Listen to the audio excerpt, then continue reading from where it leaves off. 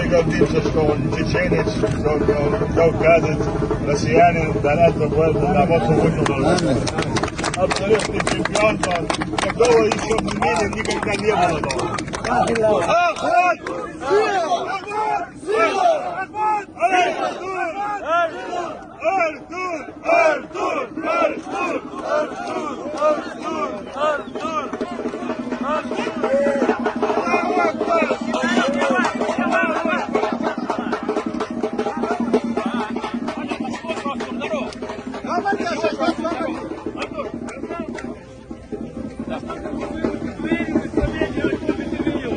Все 100% никогда не забивался.